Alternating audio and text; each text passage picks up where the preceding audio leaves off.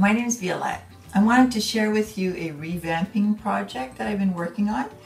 Mr. G and I bought this old cabinet at a garage sale about 2 or 3 years ago, and I've been wanting to repurpose it and turn it into something really cool.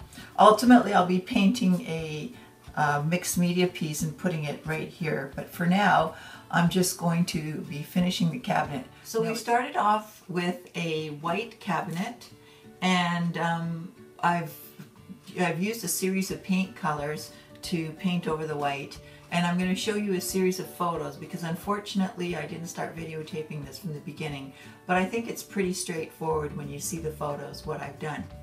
So right now what I'm going to do is I'm going to be sanding off some parts of the paint and some parts of the wood so that when I apply this wood finish, a minwax wood finish, it's oil based, when I apply this it's going to get absorbed into the cracks and crevices and into the raw wood, and hopefully it'll give it a slight antique-y look and maybe kind of tone down the colors a little bit. Okay, so now I'm going to start sanding. I'm using a sanding block. I'm not sure what grit this is. Do you know what grit this is? Oh no, it's pretty rough, but you need something rough to get through the paint to the wood. Okay, so I'm using a pretty rough sanding block here, and I'm just sanding the edges, and I'm sanding some of the paint off, as you can see here. I'm trying to go around this knob too because that's a natural place where you get a lot of paint rubbing off and a bit more intense color in there. So I'm just going to go and continue sanding off edges and sanding off bits of paint, and then come back and start to do some staining.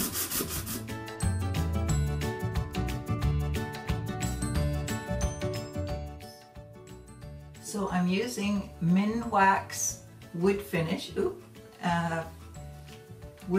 and this is the special walnut color, and because it's oil based you should be using gloves when you paint it, and I'm using a sponge brush because I want to be able to throw this out because I don't like to use turpentine for cleaning, and because I tend to be quite allergic to scents and stuff.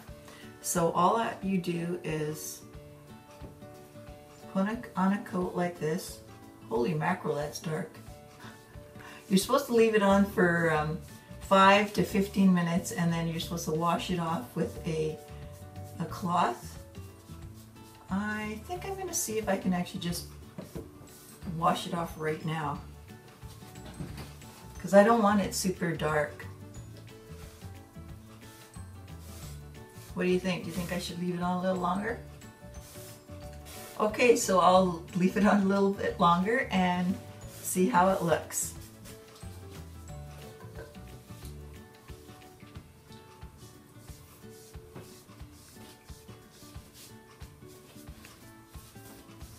Make sure to go into the cracks here and the crevices where you've sanded down right to the wood.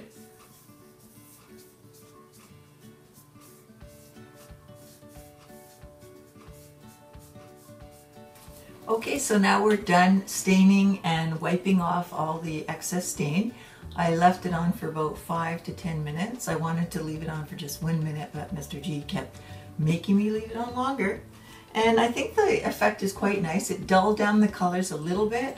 I'm really surprised to hear myself say that because I love bright colors, but I like the look of it.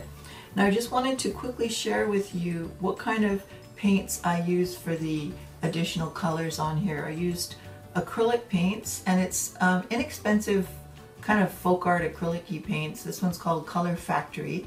Doesn't really matter what kind you get. I did use this fluorescent pink and this dull orange one. I'm not sure, I can't remember if I used this green here. I might have.